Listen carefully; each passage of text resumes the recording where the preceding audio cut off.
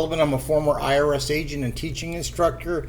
I worked at IRS for a decade. I've been in private practice for 4 decades. I have worked about 10,000 cases. I'm a national expert on IRS resolution matters. Many of you have seen me on TV. I'm on TV quite a lot doing interviews. You can look at my interviews at 777irs.com.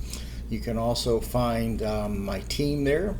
And if you need to get a hold of us, you can look in the description section below, and you can go ahead and find who we are in our bios right there.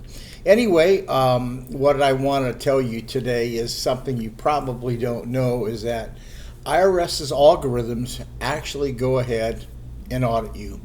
Yep, you may be surprised. I wanted to tell you the audit process and how that all works. We have on our staff former IRS agents, and they were not only agents, they were teaching instructors with the IRS. They were CPAs. They worked in the audit division, appeals. They were liaisons between the appellate division and tax court. So these are the people that really know everything about audits, and they're on my team. But just let me tell you how this process works. I don't take any longer than 5 minutes on any video to explain things to you. What happens is that every single tax return that goes through the IRS system has what's called a DIF score. That stands for a discriminatory index function score. You have to know that, and every score is graded. So what happens, the IRS algorithms go through and audit every return, and they come up with a number. Maybe, let's say the number is 78. Well, IRS knows they can only audit so many tax returns, and they want low-hanging fruit.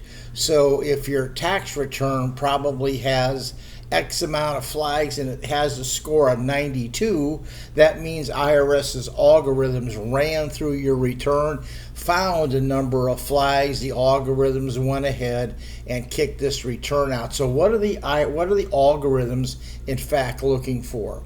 They're looking for your income to expense ratio and find out how much you are above the national standard for your income.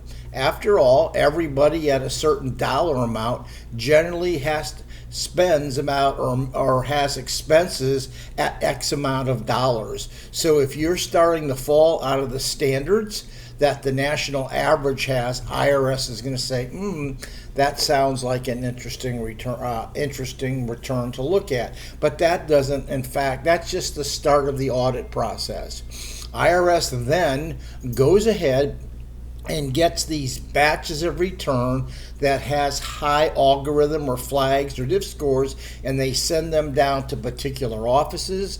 And at that point in time, you will have a revenue agent or someone who's qualified to look at all those tax returns and determine which ones seem most likely to be should be audited. So basically what happens, the algorithms go, they find the flags, they get a score, then they send the batches down.